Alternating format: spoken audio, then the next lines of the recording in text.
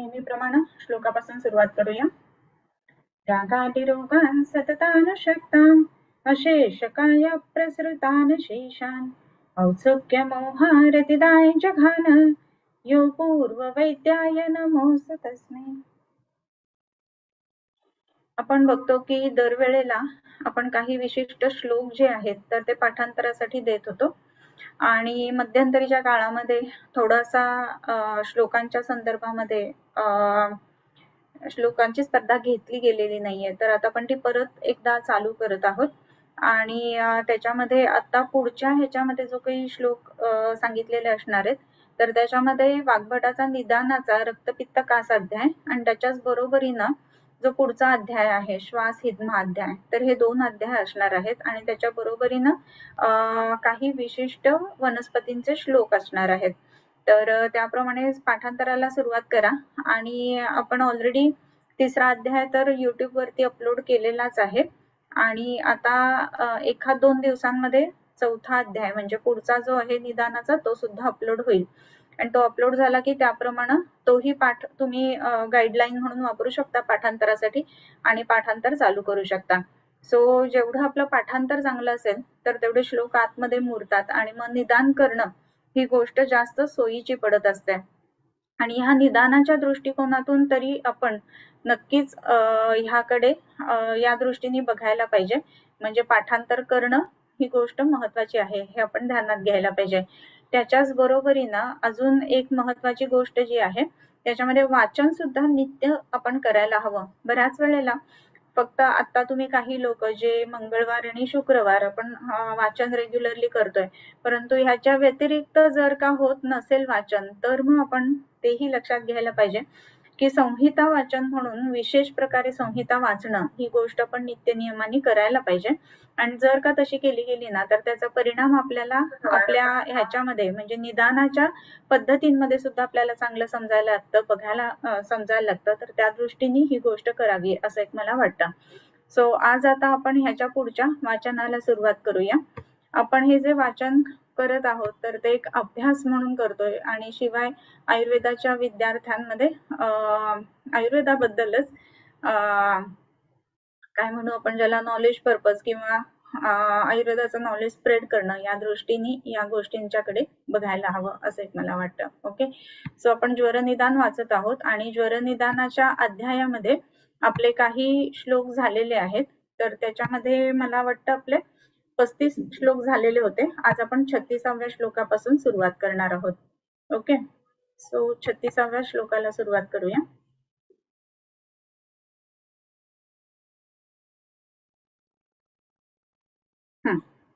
याच्यामध्ये आपण वेगवेगळे सान्निपातिक ज्वर बघितलेले होते आणि त्याच्यामध्ये कोठानाम शावरक्तानाम मंडलानांचे दर्शनम हृदव्यथा मलसंसंग प्रवृत्तिर्वाल्पशोतिपा स्निग्धास्यतावलभ्रंश स्वरसाद प्रलापिता दोषपाकश्चिरात् तंद्रा प्रततम कंठकूजनम सन्निपातम अभिन्यासम तम ब्रूयाच ऋतौजसम किंवा हतौजसम.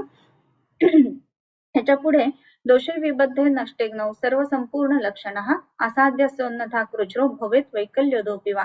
आपण बघितलेलं होतं की पूर्णपणे बुक पिक्चर जर का आपल्याला एखाद्या व्याधीच्या संदर्भामध्ये बघायला मिळत असेल तर असं जर असेल ना तर मग ते साध्यत्वाकडे जाणार नाहीये हेही लक्षात घ्यायला पाहिजे.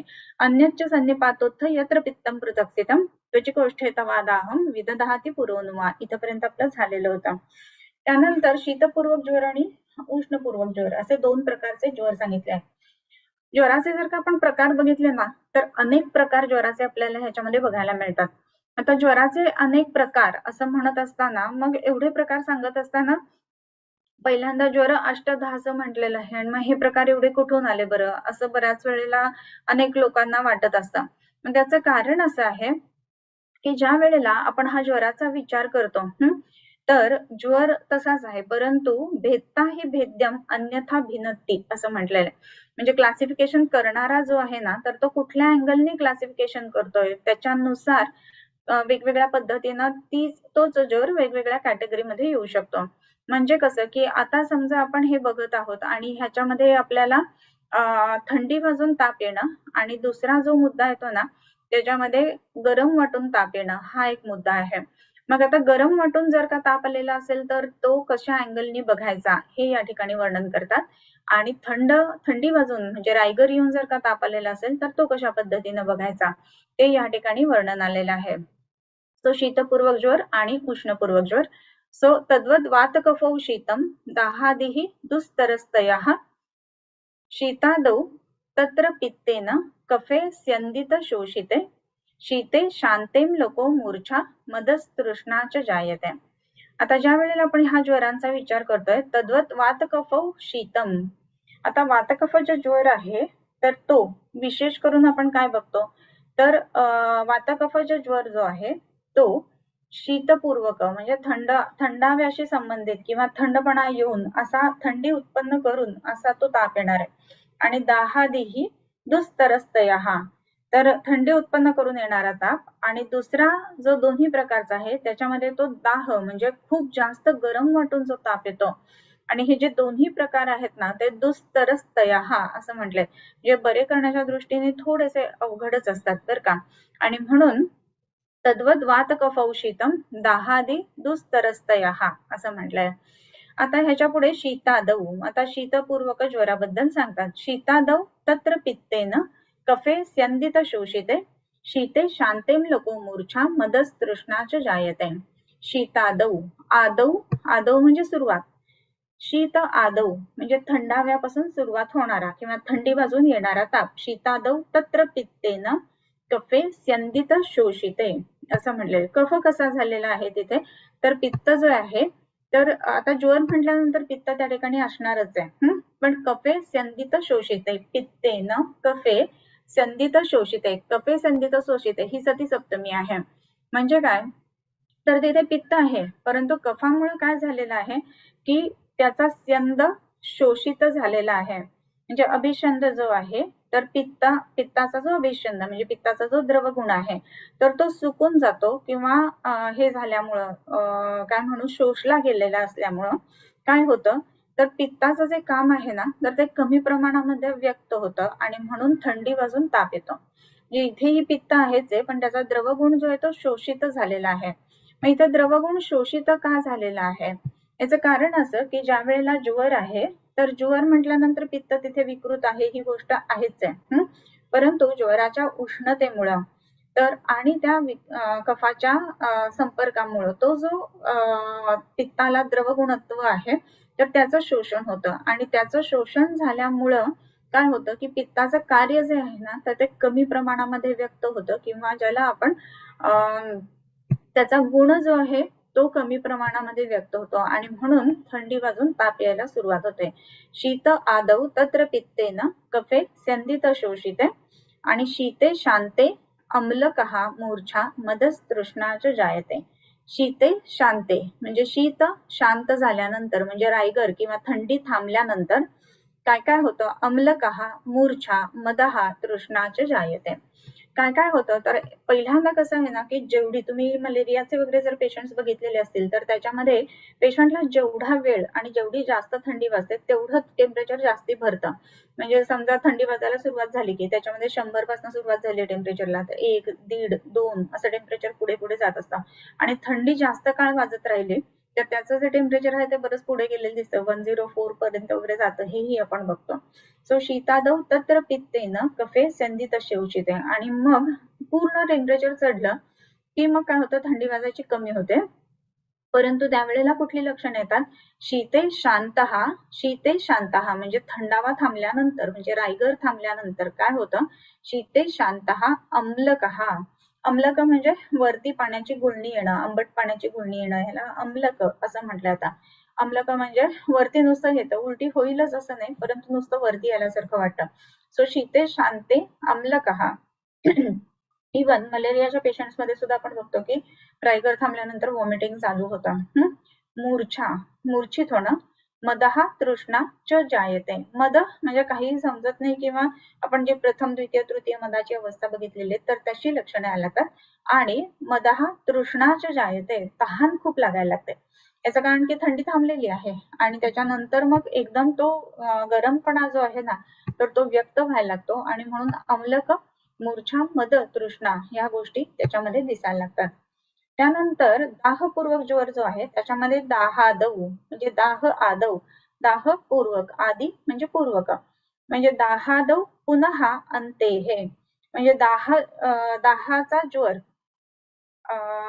ज्याला आपण दाह आदौ म्हणू, याचा म्हणजे काय तर दाह से शुरुआत होने वाला जो ज्वर है उसमें पुनः अंते, उसके बाद में लास्ट में क्या होता है स्युः तंद्रा स्ठीव वमिक्लमाहा, तंद्रा हो जाती है, निष्ठीवन हो जाता है, यानी जो सलाइवेशन है वो बहुत ज्यादा करके बाहर आने को लगता है, वमन भी हो जाता है और क्लम भी आ जाता है, बहुत ज्यादा थकान महसूस होती है पेशेंट को।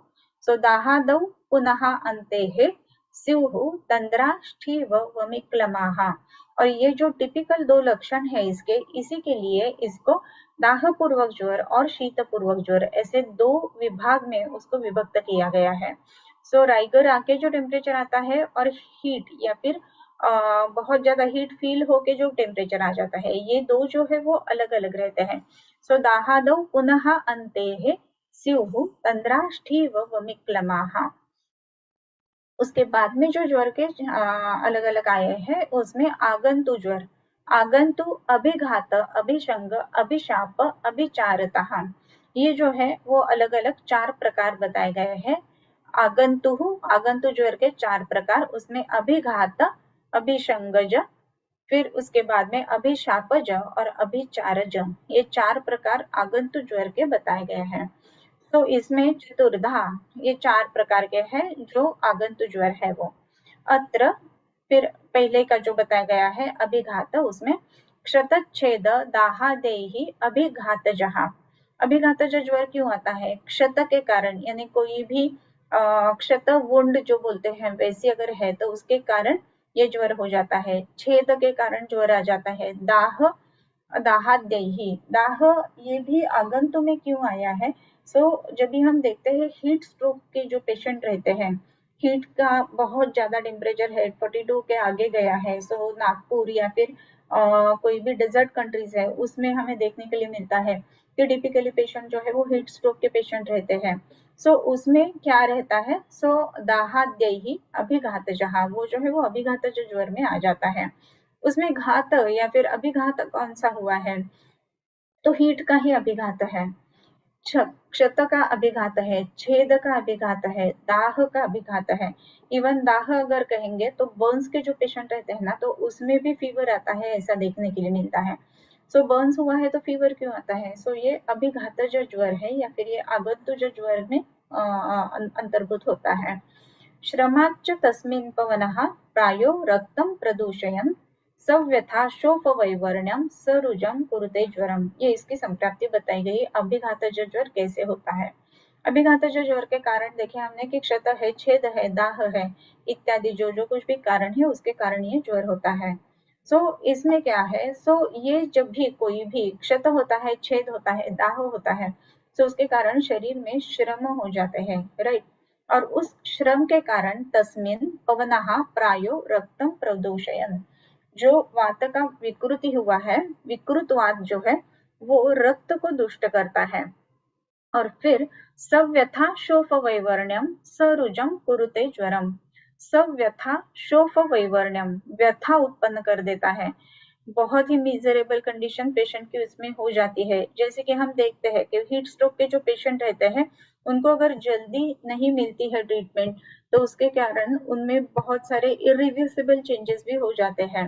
इसी के लिए सव्यथा शोथ आ जाता है, वैवर्ण्य जो स्किन का कलर है उसमें चेंजेस आ जाता है, सरुजम, रुजा के साथ ज्वर की उपस्थिति रहती है।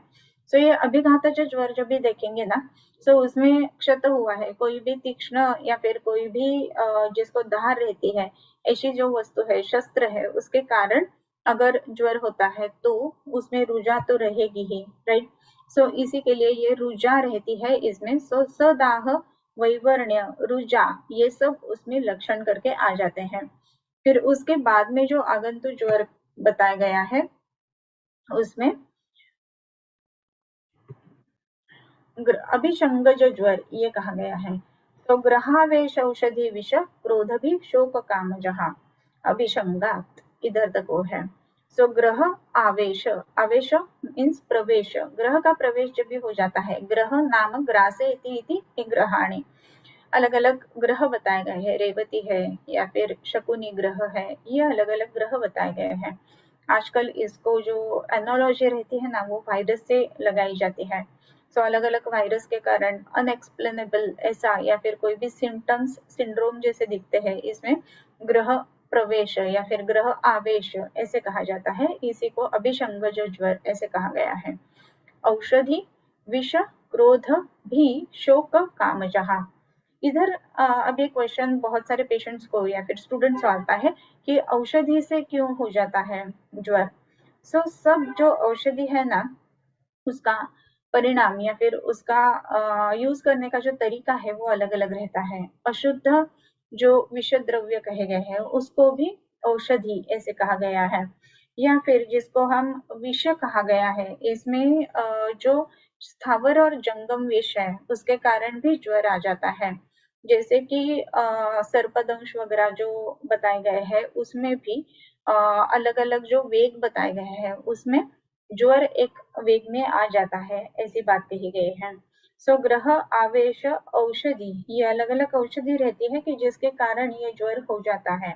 सो वो भी उपविष या विष उसके अंतर्भूत रहेगा। सो औषधि विष और क्रोध भी शोक काम, ये चार मानसिक वेग बताए गए हैं। क्रोध से ज्वर आ जाता है, जैसे कि ज्वर की उत्पत्ति ही क्रोध से है, आपको मैंने वो स्टोरी सब बताई थी। भीति, भीति के कारण भी ज्वर आ जाता है। कभी कभी ऐसा हम सुनते हैं कि वो अकेला जा रहा था टू व्हीलर पर, अचानक उसकी टू व्हीलर हेवी हो गई, फिर एक जगह ऐसा आया कि वो फिर से नॉर्मल चलने लगी और फिर जो घर पर आया और उसको फीवर आ गया। सो ये भीति बहुत ज्यादा आ रही है, ये ऐसा क्यों हुआ। या फिर स्थाणु पुरुषः वा, ऐसा जो तर्क संग्रह में बताया जाता है कि ये आकृति जो दिख रही है वो एक खंबा है या पुरुष है कोई, या फिर कोई भी व्यक्ति है, इसके कारण पुरुष यूज किया है। अगर ऐसी बात है ना तो बहुत ज्यादा कभी कभी भीति मन में बैठ जाती है, और मन जो है उसको विषादो रोगवर्धना नाम ऐसे कहा गया है। सो इसी के कारण, भीति के कारण भी ज्वर की उत्पत्ति होती है। सो ग्रह आवेश औषधि विष क्रोध भी इसका मतलब भीति, और शोक काम जहां ऐसे कहा गया है। शोक और काम इसके कारण भी ज्वर हो जाता है। शोक से ज्वर बहुत सारे पेशेंट्स को जब भी ये नेट के वगैरह रिजल्ट्स लगते हैं स्पेसिफिकली, या फिर कोई भी रिजल्ट आता है और वो एक्सपेक्टेशन जैसा नहीं होता है। सो पेशेंट जो है ना वो हम कहते हैं कि एकदम कोलैप्स हो गया, फिर वो साइकोमैटिक कंडीशन में चला गया, फिर उसको फीवर आया है, एडमिट करना पड़ता है, बहुत सारे उसके कॉन्सिक्वेंसेस रहते हैं। सो शोक के कारण जितना चाहिए था उतना मिला नहीं तो शोक उत्पन्न हो जाता है। सो शोक अगर हो जाता है तो शोकज ज्वर ऐसे उसको कहेंगे। सो उसकी चिकित्सा भी अलग रहेंगी, अलग अलग जो ज्वर बताए गए उसमें से ये शोकज ज्वर जो उसकी चिकित्सा अलग रहेगी, भीति है उसकी चिकित्सा अलग रहेगी। शोक भी क्रोध कामजहा ऐसे लास्ट आया है, कामजहा ज्वर ऐसे कहा गया है। सो कामज ज्वर जो है अगर उसमें हम देखते हैं कि आपको अभिज्ञान शाकुंतलम अगर पढ़ा हुआ रहेगा, सो उसमें जब भी राजा वापस चला जाता है उसके राजधानी में और इधर शकुंतला अकेली रहती है, सो उसके मन में उसके बारे में ख्याल आते हैं और कामज ज्वर की उत्पत्ति होती है। और उधर चिकित्सा बताई गई है कि उशीर का लेप लगाना चाहिए करके। सो ऐसे कोई भी जो अलग वांग्मय है उसमें भी आयुर्वेद के रेफरेंस हमें देखने के लिए मिलते हैं। सो कामज ज्वर ये एक रहता है। सो ये कामज ज्वर अगर है तो उसके कारण यानी बहुत कभी कभी पेशेंट्स ऐसे रहते हैं कि हस्बैंड वाइफ दूर दूर रहते हैं काम के चलते हुए वगैरह, या फिर ऑन साइड कोई रहता है, ऐसी अगर बात है तो उसमें कभी ज्वर आता है तो ये बातें पूछना जरूरी है हेतु के तौर पर। सो इसी के लिए ग्रह आवेश औषधि विष क्रोध भी शोक काम जहा अभिशंगात, इधर तक पहले वाला है। फिर ग्रहेण अस्मिन अकस्मात हास्य रोदने, ग्रहेण ग्रह ज्वर अकस्मात हास्य और रोदन, जो ग्रह ज्वर रहता है ना ग्रस्त हुआ है कोई भी इसके कारण, सो ऐसा अगर ग्रहज ज्वर है तो उसमें अकस्मात हास्य रोदने, अकस्मात एकदम सा हंसने को लगता है पेशेंट। कभी कभी ऐसा हो जाता है कि पेशेंट जो है वो कुछ भी कारण नहीं है तो भी रोने लगता है। ऐसी अगर बात है तो वो ग्रहज ज्वर ऐसे माना जाता है। ऑड मूवमेंट्स होना, रिप्लाई जो है वो संबद्ध नहीं होना, ऐसी जो बातें सब रहती है ना, ये स्पेसिफिकली अगर देखेंगे तो ये जो कहा गया है ज्वर, सो उसके बारे में है। सो ग्रहज ज्वर जो कहा गया है, सो ग्रहेणास्मिन् अकस्मात् हास्यरोदने औषधी गंधजे मूर्छा शिरोरुक व मथुक्षवः। औषधी गंधजे, आता औषधि से क्यों ज्वर आएगा ऐसा अगर आपको लगता रहेगा, सो जैसे कि मैंने कहा विषो उपविष या फिर कोई भी रसौषधि है उसके कारण भी, या फिर जो कुछ भी आजकल की भाषा में अगर हम देखें तो डीओ या फिर कोई भी स्प्रेज वगैरह मारते हैं, सो ये भी गंध रहते हैं अलग अलग। सो इस गंध के कारण भी क्या हो जाता है, मूर्छा, शिरोरुक, वमथु और क्षवहा, छींक आना चालू हो जाता है।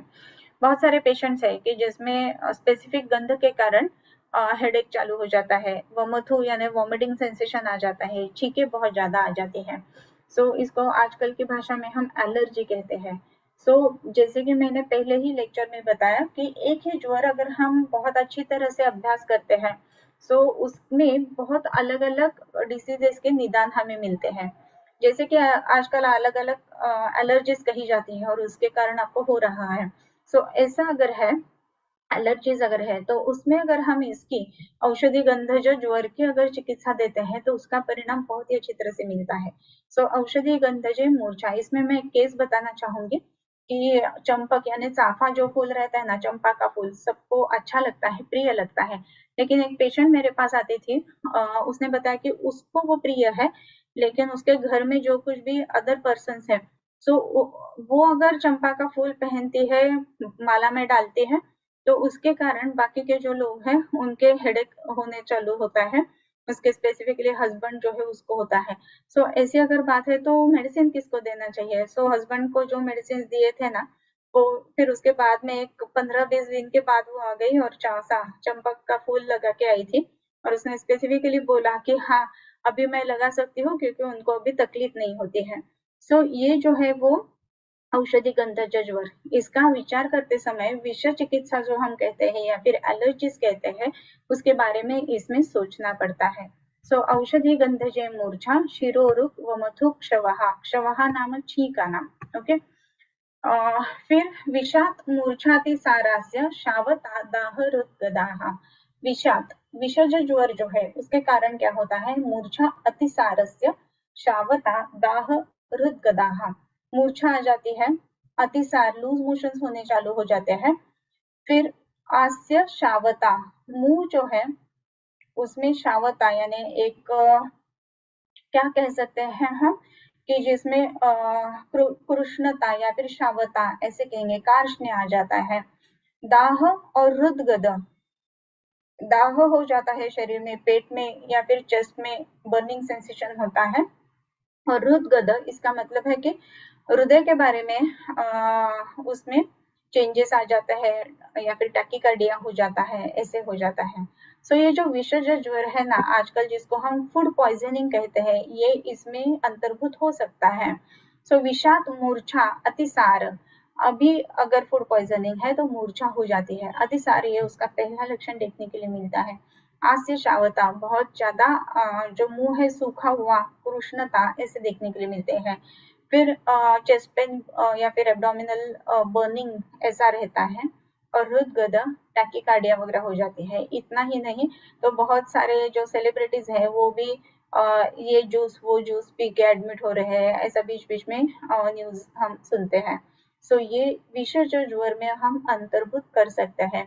सो विषात मूर्छातिसारास्य शावता दाहरुद्गदाः, क्रोधज और भयशोकज ज्वर, क्रोधात कंपः शिरोरुक्च प्रलापो भय शोकजय। क्रोधात कंपः शिरोरुक्च, क्रोधज ज्वर रहता है ना उसमें दो लक्षण स्पेसिफिक मिलते हैं। सो कंप और शिरोरुक ये दो लक्षण हैं। सो क्रोध के कारण क्या हो जाता है, कंप आ जाता है। जब भी क्रोधित कोई भी रहता है आदमी, तो हम कहते हैं ना क्रोध से वो कपकपा रहा था। सो ऐसा पहला लक्षण उसमें आता है कि कंप, ये बात उसमें आ जाती है। और शिरोरुख यानी हेडेक भी उसमें हो जाता है।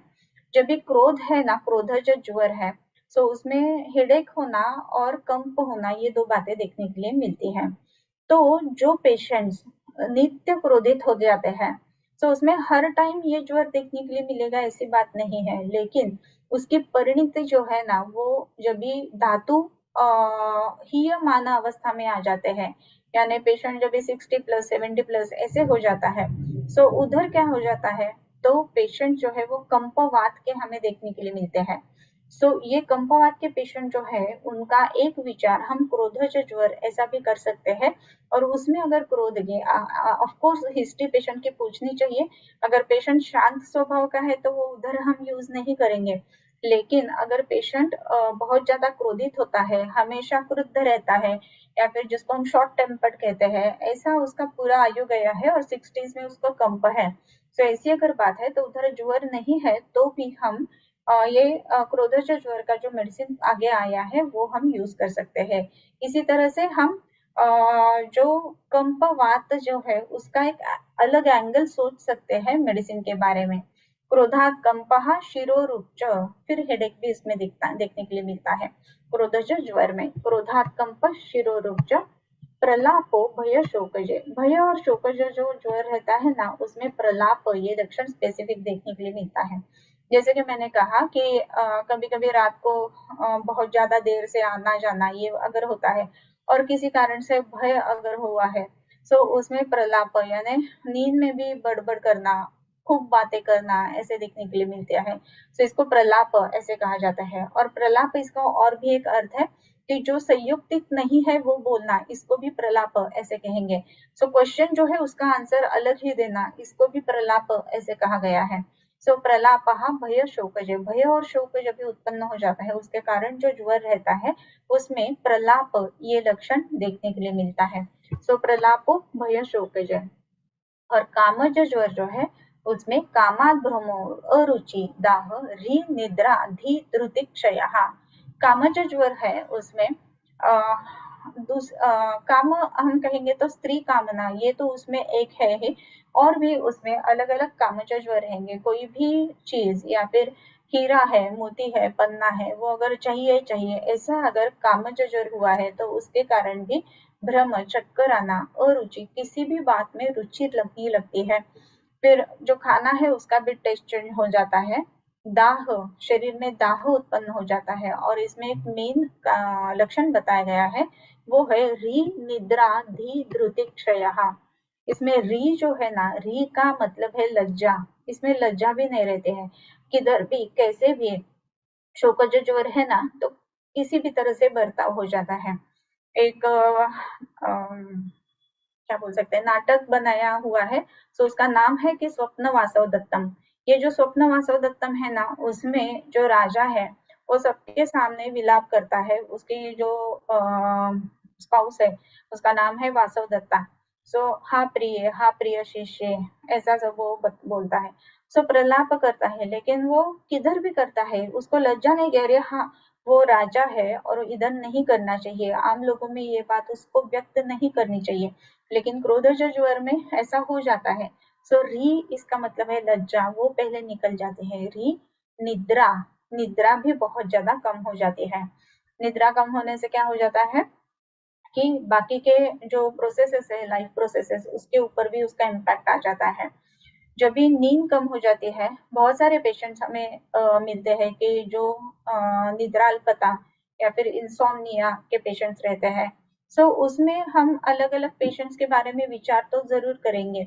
यानी वात के कारण निद्रा नहीं आती है, पित्त के कारण निद्रा नहीं आती है, या फिर मन में कुछ विचार है तो उसके कारण निद्रा नहीं आती है। अगर मन में कुछ विचार है और उसके कारण निद्रा नहीं आ रही है, तो उसका मतलब है कि कामज ज्वर के पास पेशेंट जा रहा है। काम ये अगर हम कहेंगे तो स्त्री काम ये तो बात है, लेकिन कोई भी वस्तु के वस्तु के लिए बहुत ज्यादा विशेष रुचि होना, इसको भी हम काम ऐसे ही कहेंगे। तो कामज ज्वर जो है उसमें ये लक्षण देखने के लिए मिलते हैं कि क्रोधात कम पशिरोरुच प्रलापो भय शोकजे कामात भ्रमो रुचिर दाहो, अरुचि हो जाती है, दाह हो जाता है, री निद्रा, धी धृति क्षय, धी और बुद्धि, इनकी बुद्धि मीन्स बुद्धि और धृति यानी धारण शक्ति, जो हमने कुछ भी पढ़ा है वो ध्यान में रखना, इसको धृति ऐसे कहा जाता है। ये धृति में भी बहुत ज्यादा कमती आ जाती है या फिर वो बहुत कम हो जाती है, और कुछ भी जो पढ़ा हुआ सुना हुआ जो है वो याद नहीं रहता है, ऐसी बात हो जाती है। सो एक काम जो ज्वर है, तो इसमें री निद्रा धी धृति क्षय, हमें कामज ज्वर ऐसे करके पेशेंट नहीं बताएंगे या फिर ऐसे पेशेंट नहीं डायरेक्टली मिलते हैं, लेकिन धृति क्षय, धी क्षय, निद्रा क्षय, री क्षय, ऐसे पेशेंट दिखते हैं, देखने के लिए जरूर मिलते हैं। तो उसका विचार जो है वो हम कामज ज्वर के अनुसार जरूर कर सकते हैं। फिर उसके बाद में जो है उसमें ग्रहादौ सन्निपातस्य भयादौ मरुतस्त्रये कोपः कोपेऽपि पित्तस्य यौ तु शापाभिचारजौ सन्निपात ज्वरौ गौरव ताव संयतमो मतो, ऐसे कहा गया है। ये जो ज्वर बताए गए ग्रहादौ से, ये जो पहले ग्रह शब्द से जो आया था ना, हाँ इधर का ग्रहावेश औषधि विषक्ति क्रोध शाम कामजः अभिसंगात वगैरह वगैरह, सो इधर का जो ग्रह है उधर से लेके उधर से लेके क्या ग्रहादौ उधर से स्टार्ट होके सन्निपातस्य जो ज्वर बताए गए हैं भयादौ भय आदि से मरुतहात्रये, ये जो है वो तीन मरुत यानी वात के कारण हो जाते हैं, यानी ग्रहावेश औषधि और विष, इसके जो है वो स्पेसिफिकली अगर हम देखेंगे तो उसमें वात के कारण हो जाता है। कोप कोपेपि पित्तस्य, पित्त क्रोधज ज्वर यानी कोपज ज्वर जो है वो पित्तस्य कोपे अपि जायते, यानी पित्त उसमें अंतर्भूत ज्यादा रहता है। और यौ तो शापाभिचारजौ सन्निपात ज्वर घोरौ ताव संयतमो मतो, असे कहा गया है। तो यौ तो शाप अभिचारजौ, शाप अभिचारज जो ज्वर है वो सन्निपातिक ज्वर जो है वो घोर है, तब असंयतम मतो, वो असंयतम है, वो सह नहीं पाते हैं। सो ये सब जो है कि कौन से, तो अभिशापज अभिचारज ज्वर, ये बहुत ही ज्यादा तकलीफ देने वाले रहते हैं। उतरे उसके बाद में तत्राभिचारकैर्मन्त्रैर्हूयमानस्य तप्यते पूर्वं चेतस्ततो देहस्ततो विस्फोटत्रुद्भ्रमैः सदाह मूर्छैर्ग्रस्तस्य प्रत्यहं वर्धते ज्वरः। सो तत्र अभिचारकैः मंत्रैः हूयमानस्य तप्यते, अभिचारक मंत्र जो है उस वो मंत्र के आवाहन करने से जिसको आवाहन किया गया है वो तप्यते, यानी अगर आजकल इसको मान्यता है नहीं है ये बातें अलग है, हम ग्रंथ पढ़ रहे उसके अनुसार मैं बता रही हूँ। सो अभिचार जो ज्वर जो है उसमें कुछ मंत्र कहे जाते हैं, उसके कारण तप्यते यानी तप्तता आ जाती है, ज्वर आ जाता है। आजकल इसके लिए हम ऐसा कहेंगे कि मंत्र कोई पढ़ेगा तो ऐसा कुछ ज्वर आ जाएगा, लेकिन अगर दो आदमी लोग हैं, एक ने दूसरे से एकदम विकृत शब्द में कुछ कहा, तो विकृत शब्द जो है उसने जो सामने वाला आदमी है उसको कुछ भी हाथ से किया नहीं है, दूर से खड़ा है, लेकिन बहुत ज्यादा विकृत शब्द पर वो उच्चार कर रहा है दूसरे के बारे में, अगर ऐसी बात है तो सामने वाला चिढ़ेगा या नहीं चिढ़ेगा, वो तो क्रोधित जरूर होगा और क्रोध से वो कंपमान होगा वगैरह वगैरह। सो उसके लक्षण तो उसमें आ ही जाएंगे। वैसे ही मंत्र के कारण भी ऐसे ये ज्वर उत्पन्न हो जाते हैं। सो इसी के लिए उसको अभिचारज ज्वर ऐसे कहा गया है। सो इसमें जो मंत्र हूयमान यानी जो आवाहन उसका किया जाता है उसके कारण तप्यते पूर्वम चेतः ततो देहः, ये कितने अच्छी तरह से एक्सप्लेन किया हुआ है। देखिए पहले क्या हो जाता है कि पूर्वम चेतः, पहले मन जो है वो तप्यते, सबसे पहले ऐसा नहीं होता है कि जो एकदम एक मंत्र पढ़ लिया और सामने वाले को ज्वर आ गया, ऐसा नहीं होता है। ये मंत्र पढ़ने से क्या होगा, पूर्वम चेतः तप्यते, पहले चेतना यानी मन जो है वो तप्त हो जाता है, मन विकृत हो जाता है। मन तप्त हो जाने के कारण ततो देहा, क्योंकि मन और शरीर एक ही शरीर में रहते हैं और इसी के लिए मन का परिणाम जो है वो शरीर के ऊपर आता है। इसके लिए पूर्वम चेतः ततो देहा, पहले चेतस यानी मन जो है वो विकृत हो जाता है, फिर देहा तप्यते, फिर क्या हो जाता है, विस्फोट त्रुड्भ्रमैः स दाह मूर्छैर्ग्रस्तस्य प्रत्यहम वर्धते ज्वरः। फिर ये जो है वो रक्त की विकृति है, क्योंकि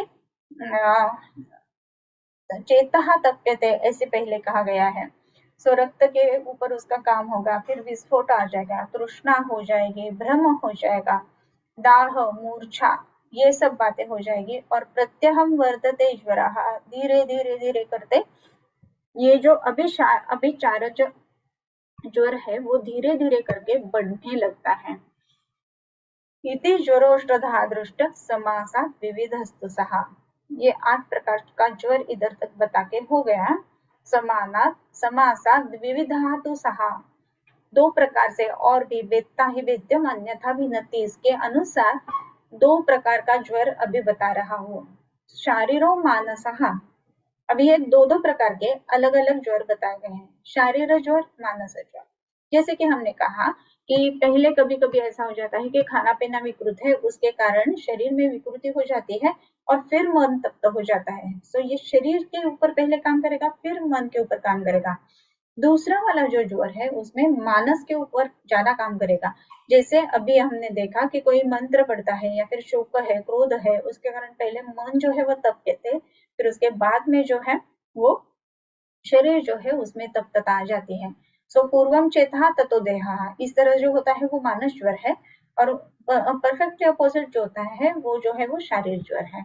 सो इसमें 2 प्रकार का ज्वर बताया गया है, शारीरो और मानसः, मानस प्रकार का ज्वर और शारीर प्रकार का ज्वर। फिर उसमें शरीरो मानसः सौम्यः तीक्ष्णः, ये और 2 प्रकार ज्वर के बताए गए हैं। कुछ ज्वर ऐसे है कि जो सौम्य है, कुछ ज्वर ऐसे है कि जो तीक्ष्ण है। सौम्य ज्वर कौन से है, कफज ज्वर सौम्य रहता है, लेकिन पित्त जो ज्वर है, पित्त काल में हुआ है, पित्त प्रकृति में हुआ है, वो तीक्ष्ण है। सो उसका टेम्परेचर जो है वो भी बहुत ज्यादा रेज हो जाता है। सो इसी के लिए सौम्य और तीक्ष्ण ये ज्वर के 2 भेद हैं। फिर अंत बहिराश्रय, अंतराश्रित ज्वर और बहिराश्रित ज्वर, ये 2 अलग अलग प्रकार बताए गए हैं। अभ्यंतर या फिर अंतराश्रित ज्वर और बहिराश्रित ज्वर, इसमें क्या है कि अंतर्वेगी ज्वर जिसे कहा जाता है, कि अंदर ही अंदर पेशेंट जो है उसको खुद को महसूस होता है कि फीवर है, लेकिन बाहर से अगर हम थर्मामीटर लगा के देखते हैं तो उसको महसूस नहीं होता है, दैट इज अंतर्वेगी ज्वर या फिर अंतराश्रित ज्वर। और बहिराश्रित ज्वर जो है उसमें एक्चुअल जो हम कहते हैं कि पेशेंट जो है उसका टेम्परेचर बढ़ा है ऐसा देखने के लिए मिलता है। सो ये एक अलग प्रकार का यानी अलग तरीके से 2 पद्धति का ज्वर बताया गया है कि अभ्यंतर या फिर अंतराश्रित ज्वर और बहिराश्रित ज्वर। और एक ज्वर का प्रकार बताया गया है, उसमें है प्राकृतो वैकृतः, प्राकृत ज्वर और वैकृत ज्वर। प्राकृत ज्वर यानी वर्षा ऋतु है, उसमें वात का प्रकोप होगा तो वात का ज्वर होगा, ये प्राकृत हुआ। और वर्षा ऋतु है, वात का प्रकोप होता है लेकिन पित्त का ज्वर हुआ, ये वैकृत ज्वर हुआ।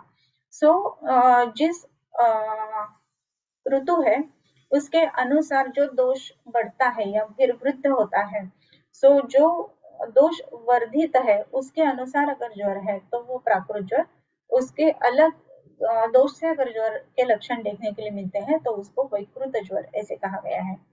और भी एक प्रकार बताया गया है ज्वर का, साध्य असाध्य, साध्य ज्वर और असाध्य ज्वर। जैसे कि हम कहते हैं कि हाँ 1-2 दिन में ठीक हो जाएगा, सो साध्य ज्वर। लेकिन जो असाध्य ज्वर अलग अलग बताए गए हैं उसमें त्रिदोष ज्वर, सान्निपातिक, ये जो ज्वर है ये असाध्य जो ज्वर है। सो साध्य और असाध्य ये 2 प्रकार से ज्वर का भेद। फिर सामः निरामकः, साम ज्वर और निराम ज्वर ये और भी 2 प्रकार बताए गए हैं। साम ज्वर जब भी कहेंगे सो उसमें लक्षण जो है वो सामता के हमें मिलते हैं। पेशेंट जो है वो बताते हैं कि हाँ बिल्कुल ही भूख नहीं लगती है या फिर पेन बहुत ज्यादा है। ये सब सामता के लक्षण हमें देखने के लिए मिलते हैं। और जो एक लक्षण बताया गया है वो निराम कहा। तो निराम अगर ज्वर है तो उसके भी लक्षण अलग रहेंगे। तो उसमें उत्साह रहेगा और जो दोष है उसका पाक देखने के लिए मिलेगा। सो ये जो है वो निराम ज्वर है। सो साम और निराम इसके अनुसार ये दो भेद बताए गए हैं। पूर्वं शरीरे शारीरे तापो मनसि मानसे पवनयोगवाहित्वात् शीतं श्लेष्मयुते भवेत् दाह पित्तयुते मिश्रं मिश्रेन्तः संश्रये पुनः ज्वरेऽधिकं विकारास्यु अन्तःक्षोभो मलग्रहः बहिरेव बहिर्वेगे तापोऽपि च सुसाध्यता। अभी ये जो अलग बताए गए हैं उसमें पवने योग वाहित्वात् पूर्वम शरीरे शारीरे तापो मनसि मानसे, ये जो है वो एक्सप्लेनेशन शारीरो मानसः ये जो बताया गया है फर्स्ट क्लासिफिकेशन उसका है।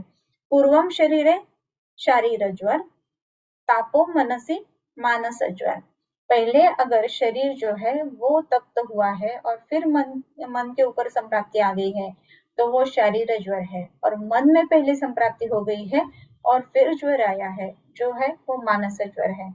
पवने योग वाहित्वात् शीतम श्लेष्म युते भवेत् दाहः पित्तयुते मिश्रम मिश्रेन्तः संश्रये पुनः ज्वरे अधिकम विकाराः स्युः। ये जो कहा गया है उसमें सौम्य तीक्ष्ण इसको बताया गया है। कभी कभी कैसा हो जाता है कि सौम्य है और तीक्ष्ण है, इसका एक्सप्लेनेशन क्या है कि कितना ज्वर आया है, सौम्य है, हाँ ठीक है ये कमी ऐसे जो कहते हैं ना वैसे सौम्य ज्वर जो है।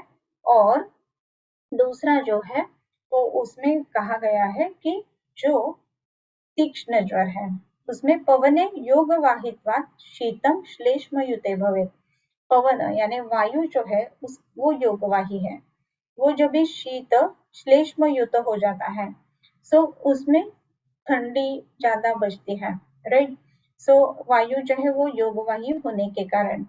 और दाह पित्त युते, अगर पित्त युक्त हो जाता है वायु तो उसके कारण दाह ज्यादा हो जाता है। सो ये जो बातें बताई गई है उसमें पवन का योग वाहित्व है उसके लिए होता है। अगर वायु कफ के साथ आ जाता है तो शीत पूर्वक ज्वर हो जाता है और अगर वायु पित्त के साथ आ जाता है तो उसमें दाह युक्त पित्त युक्त ऐसे ज्वर रहता है। मिश्रम मिश्रेहे ऐसा कहा गया है। मिश्रम मिश्रेहे अंत संश्रय पुनः, ये अंत संश्रय के बारे में आगे बता रहा है। सो मिश्रम मिश्रेहे, मिश्रम इसका मतलब तीनों दोष अगर साथ में आ जाते हैं तो जो होता है उसमें कभी कभी ठंडी हो जाती है, कभी कभी दाह हो जाता है। सो मिश्रे मिश्रम, तो दो प्रकार का दाह शीत पूर्वक ज्वर और दाह पूर्वक ज्वर, इसका ये एक्सप्लेनेशन दिया गया है सौम्य और तीक्ष्ण का।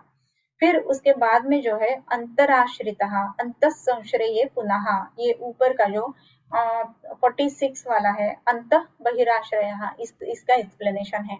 अंतराश्रित जब ज्वर जो है वो अभ्यंतर आश्रित अंत संश्रय पुनः अभ्यंतर अंत भाग में संश्रय लेता है तो उसमें क्या हो जाता है कि ज्वरे अधिक विकारा स्युः अंतः क्षोभो मलग्रहः। सो उसमें अधिक विकारा स्युः, ज्वर में बहुत ही ज्यादा विकार देखने के लिए मिलता है। अंतक्षोभ होता है, बहुत ज्यादा अंदर से पेशेंट को तकलीफ होती है, उसमें मलग्रह भी होता है। सो अंतराश्रित ज्वर जो है वो ज्यादा तकलीफ देता है जितना कि बहिराश्रित ज्वर कम तकलीफ देता है। सो बहिरेव बहिर्वेगे तापोपि च सुसाध्यता। बहिरेव बहिर्वेग, बहिर्वेगी जो ज्वर है वो बहिरेव यानी बाह्य व्यक्त जल्दी हो जाता है। सो तापः अपि च सुसाध्यता, उसमें ताप में यानी जो फीवर है ज्वर है उसमें सुसाध्यता हो जाती है। सो अंतराश्रित और बहिराश्रित ऐसे जो ज्वर रहते हैं उसमें अगर हम देखेंगे तो अंतराश्रित ज्वर जो है वो सुसाध्य नहीं होता है, थोड़ा सा कष्ट साध्य होता है। और बहिराश्रित ज्वर जो है वो सुसाध्य होता है। इसमें मैंने एक कहा कि कभी कभी ऊपर से अगर देखना जाए तो टेम्परेचर नहीं मिलता है।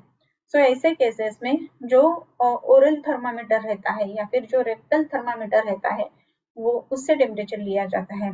सो रेक्टल और ओरल अगर देखा जाए तो उसमें 1 डिग्री का, एक्सिला का जो है उसमें और रेक्टल टेम्परेचर में 1 डिग्री का फर्क रहता है। लेकिन इससे ज्यादा फर्क अगर अंतराश्रित ज्वर है ना तो हमें देखने के लिए मिलता है। यानी अगर 99 एक्सिलरी टेम्परेचर दिखा रहा है तो मैक्सिमम 100 जो है वो रेक्टल टेम्परेचर दिखाना चाहिए। लेकिन 102, 103 ऐसा अगर दिखा रहा है टेम्परेचर तो इसका मतलब ऐसा है कि पेशेंट को ऊपर से नहीं ज्वर दिख रहा है लेकिन अंदर से ज्वर है, और इसीलिए जो अंतराश्रित ज्वर है उसमें अधिकः दाहः स्युः ऐसे कहा गया है। पेशेंट बताता है कि नहीं फीवर है, बहुत ज्यादा तकलीफ है, ऊपर से हम देखते हैं नहीं है फीवर, डोंट वरी ऐसे कहा जाता है। सो ऐसा नहीं, अगर पेशेंट बता रहा है तो लक्षण के ऊपर ज्यादा ध्यान देना चाहिए, न कि आपके टेस्ट के ऊपर या फिर आपके जो साइंस दिखा रहा है उसके ऊपर। सो इसी के लिए पेशेंट के साइंस एंड सिम्टम्स है वो उतने ही इम्पोर्टेंट है। सो अंतराश्रित और बहिराश्रित ऐसा ज्वर का जो 2 प्रकार कहा गया है। फिर उसके बाद में जो आया है तापोपी च सुसाध्यता, वर्षा शरद वसंतेषु वाताद्यैः प्राकृतः क्रमात्। प्राकृत ज्वर कैसा है और विकृत ज्वर कैसा है? प्राकृत यानी हाँ नॉर्मल जो फीवर आता है वो, ऐसा नहीं है। सो जो ऋतु बदल होता है उसके अनुसार ऋतु में जो भी दोष प्रकुपित अवस्था में रहता है इसमें प्राकृत ज्वर कहा जाता है। यानी वर्षा शरद वसंतेषु वाताद्यैः प्राकृतः क्रमात्। इसका मतलब ऐसा है कि वर्षा शरद वसंत में जो वात आदि बढ़ जाते हैं उसके कारण जो ज्वर होता है उसको प्राकृत ज्वर ऐसे कहा जाता है। लेकिन इसमें वर्षा शरद वसंतेषु वात आद्यैः ऐसे कहा गया है, राइट।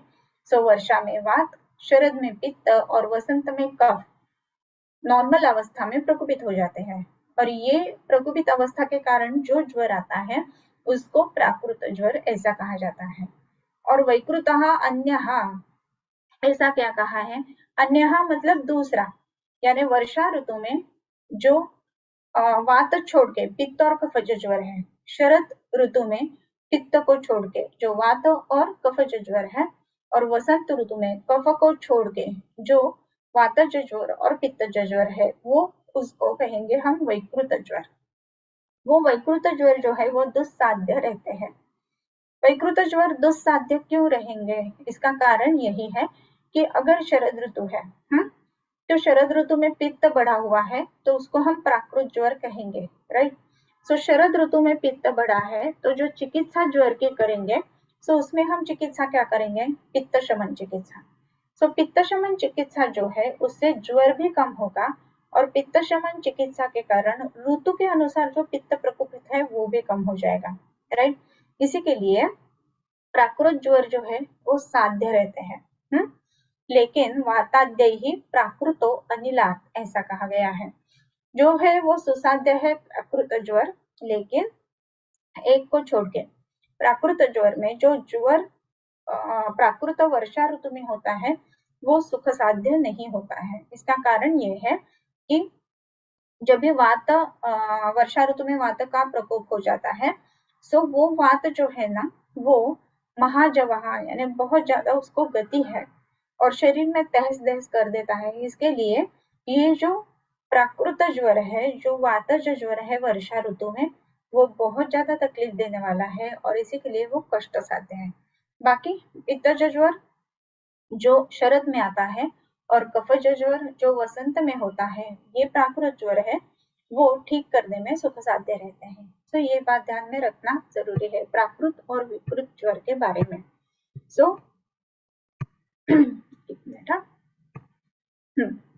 वर्षा शरद वसंतेषु वाताद्यैः प्राकृतक्रमात् वैकृतः अन्यः ये बताया, सः दुस्साध्यः प्रायशः प्राकृतो अनिलात्। वर्षासु मरुतो दुष्टः, इसका एक्सप्लेनेशन दिया है आगे। वर्षासु मरुतो दुष्टः पित्तश्लेष्मान्वितो ज्वरं कुर्यात् पित्तं च शरदि तस्य च अनुबलं कफः तत्प्रकृत्या विसर्गाच्च तत्र न अनशनात् भयं कफो वसन्ते तमपि वातपित्तं भवेदन।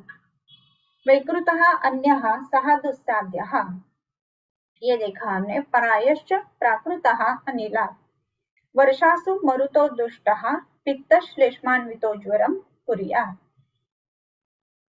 वर्षासु मरुतः दुष्टः, अन्यत का बता रहे हैं। वर्षा ऋतु में जो दुष्ट हुआ पित्त वायु है वो पित्त और कफ युक्त ऐसा ज्वर उत्पन्न करता है। पित्तंच शरदि तस्य च अनुबलं कफः तत्प्रकृत्या विसर्गाच्च तत्र नानशनात् भयम्।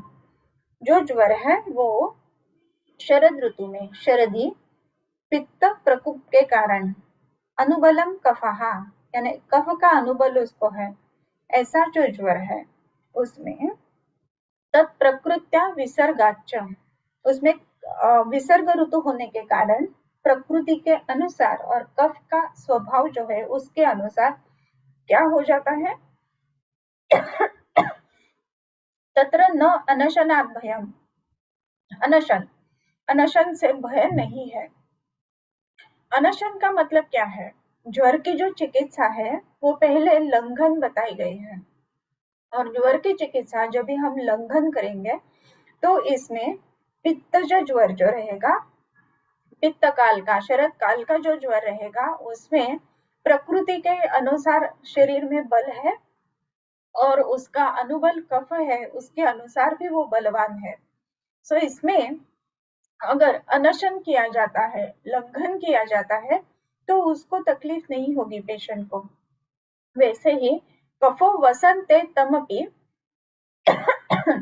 वातपित्तम भवेदनु, वसंते कफ प्रकोप होगा, राइट, उसमें भी वात और पित्त जो है वो अनुबल रहेंगे, सो उसमें भी ज्वर होता है। तो उधर भी अगर हम अनशन यानी लंघन देते हैं तो कफ उसमें ज्यादा रहने के कारण उसमें अनशन कर सकते हैं, लेकिन जो वर्षा ऋतु है उसमें अगर हम अनशन करेंगे, लंघन चिकित्सा करेंगे, तो वर्षा ऋतु में जो ज्वर हुआ है वो वात प्रकोप के कारण हुआ है, और इस प्रकोपित वात के कारण क्या हो जाएगा, अगर लंघन किया जाएगा तो वात और भी बढ़ेगा।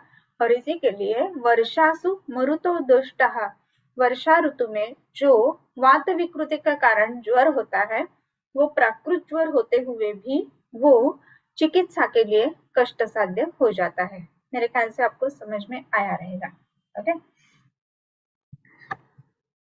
बलवत् स्वल्प दोषेषु ज्वर साध्योनुपद्रवः सर्वथा प्रकृति ज्ञाने प्राग साध्य उदारतः। ये साध्य तो बताया गया है इस श्लोक से आगे। सो इसका जो विवरण है वो नेक्स्ट क्या बोलते हैं लेक्चर में ले लेंगे। बलवत् स्वल्प दोषेषु ज्वर साध्योनुपद्रवः सर्वथा विकृति ज्ञाने प्राग साध्य उदारतः। 53 नंबर का जो श्लोक है वो नेक्स्ट टाइम से चालू करेंगे। ओके, अगर किसी को कुछ क्वेश्चंस है, डाउट्स है, जरूर पूछ सकते हो चैट बॉक्स में जाती हूँ, या फिर आप अगर यूट्यूब पर है तो कमेंट बॉक्स में भी पूछ सकते हो।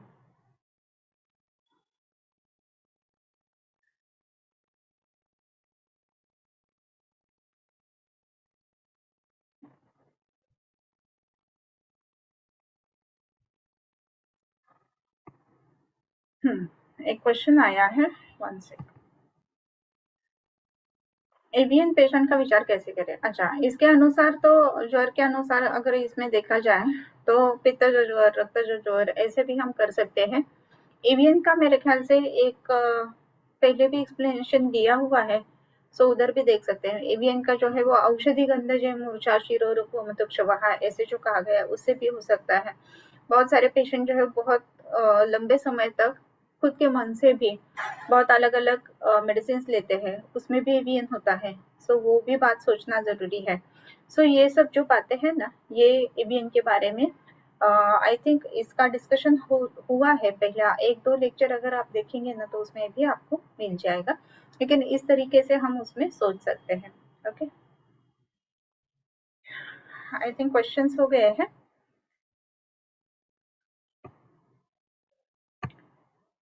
इधर रुकता है, 53 से आगे स्टार्ट करेंगे।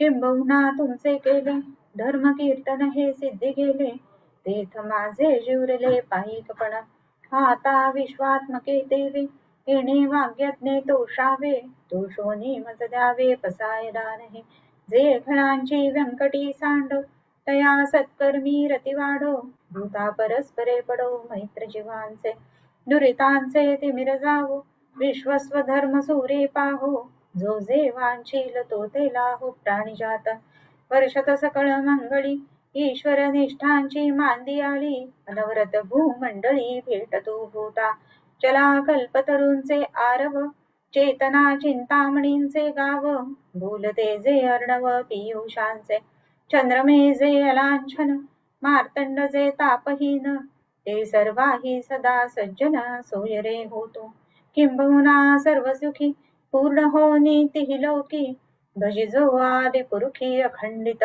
आणि ग्रंथ उपजबिये विशेषी लोकी इये दृष्टा दृष्ट विजय होवावेची येथ म्हणे श्री विश्वेश्वरावो हा होईल दान पसावो येणेवरे ज्ञान देवो सुखिया झाला येणेवरे ज्ञान देवो सुखिया झाला येणेवरे ज्ञान देवो सुखिया झाला